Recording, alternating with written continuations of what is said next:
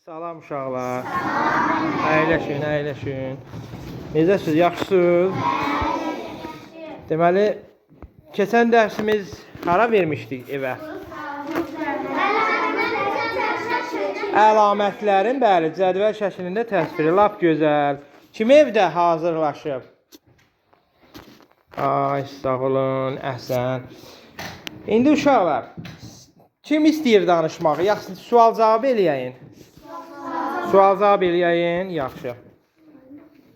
Kim bilsə əlin qaldırsın. Deməli, insanlar aldıqları informasiyanı sonradan istifadə etmək üçün nədən istifadə eləyib? Müxtəlif formalardan istifadə eləyiblər, saxlayıblar. Məqsəddən və informasiyanın növündən asılı olaraq müvafiq təqdim etmə forması seçilir. Məsələn, misal çəkək, eyni bir mənzərəyə baxan şair onu nə ilə təsvir eləyir? Şeirlə təsvir eləyir.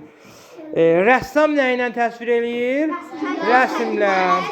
Bəli. Bəstəkar musiqini dedimə cavabı. Bəstəkar nə ilə təsvir eləyir? Musiqi ilə. Deməli, vəsf eləyir. Yəni, vəsf o deməli ki, yəni onu canlandırır. Aydındır? Alim isə obyektlərin xassələrini özünə lazım olan formada saxlayır. Düzdür? Göstərir və yaxud da. Eyni qrupdakı obyektlərin əlamətləri çox zaman cədvəl şəklində göstərilir. Bu halda onları tutuşturmaq və nəticə çıxarmaq daha əlverişlidir. Bəli, bəli. Cədvəl sətir və sütunlardan ibarət olur. Birinci sütunda, yəni və yaxud da sətirdə obyektlərin xüsusi adları göstərilir. Düzdür, laf başda belə deyək, cədvəl deyilmi? Xanalara dönülüb, düzdür, belə. Deməli, soldan sağa və yaxud da yuxarıdan aşağı. Deməli, lap üstdəkilər sütun adlanır, yəni yuxarıdan aşağı sütun adlanır. Və sütunun üstündə, lap yuxarıda birinci xanamız nə adlanacaq? Sütun başlığı gedəcək. Düz. Sonra soldan sağa isə nə gedəcək? Sətir gedəcək. Və sətirin də başlığı nə adlanacaq? Dedim adı. Sətir başlığı adlanacaq. Aha. Birinci sətirdə, sütunda isə əlamətlər qeyd olunur. Aydındır? Aha. Deməli, sütunda obyektlərin xüsusi adları göstərilir. Birinci sətirdə isə nə deyiləcək?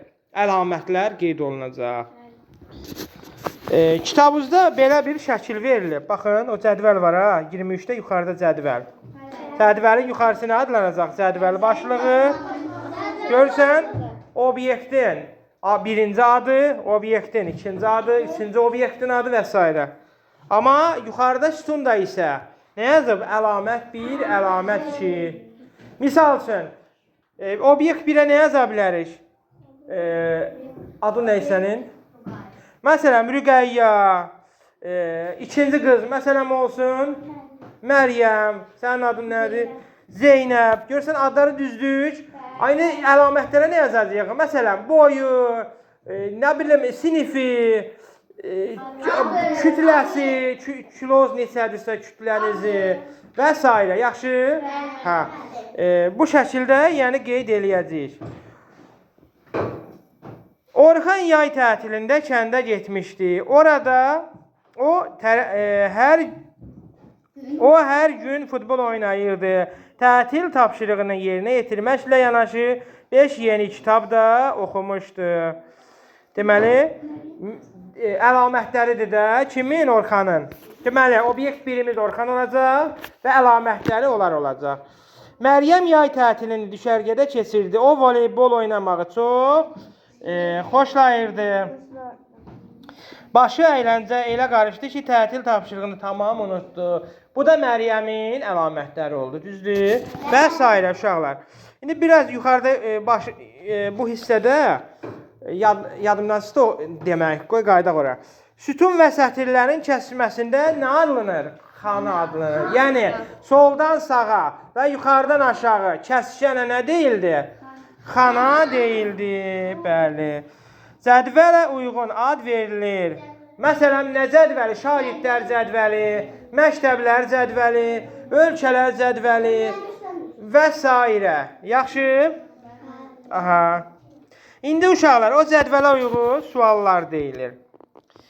Uşaqlar yay tətilini harda keçirdiblər? Kənddə keçirdiblər, düzdür? Kim daha çox kitab oxuyub?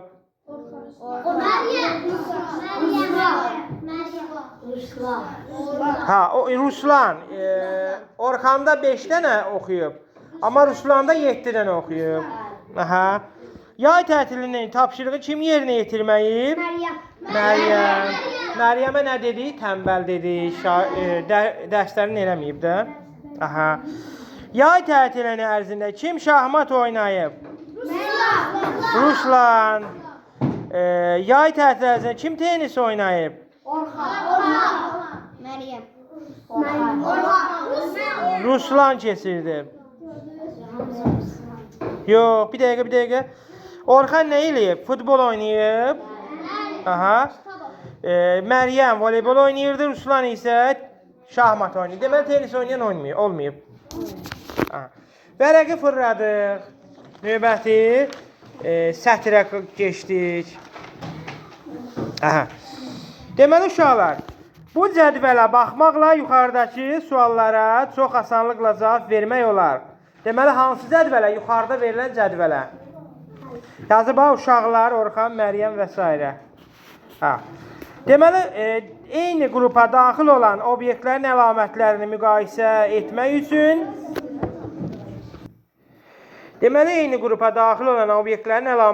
müqayisə etmək üçün cədvəl forması çox əlverişlidir.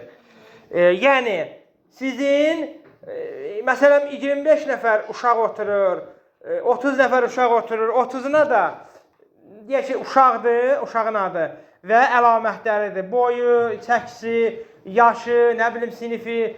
İndi gör nə qədər sənə vərəq lazımdır, nə qədər informasiya lazımdır. Amma cədvəllə çox rahatdır. Biraz böyük olacaq cədvəl, amma yəni rahat olacaq da sizə. O məlumatları rahat görə biləcəksiniz. Sonra 4A'nı sinif, orada var cədvəl, balaca cədvəl. 4A sinifinin informatika fənni üzrə qiyməti verilib. Şagirdin adı İlham neçə alıb? 5. Zəhra? Əli? Bax bu qayda ilə biz bütün uşaqları qiymətləndirə bilərik və qiymətə baxaraq daha rahat, ada baxaraq qiyməti daha rahat görmək olur da cədvəl formasında. Deməli bizim ən əsas informasiya saxlayanımız nədir? Cədvəl formasıdır. Bundan əlavə də deməli cədvəl formasında var, sözlə təsvir var, şəkillə var, düzdür? Və s. Ən çox, ən yaxşı daha doğrusu, ən səmərəli bizim informasiya saxlayanımız nədir? Cədvəl formasındadır. Uşaqlar, bu qədər bizim dərsimiz. Elə mən danışdım, siz durub qulaq asdınız. Eyb yox. Gələn dəfə inşallah hazırlaşarsınız. Yaxşı, sağ olun.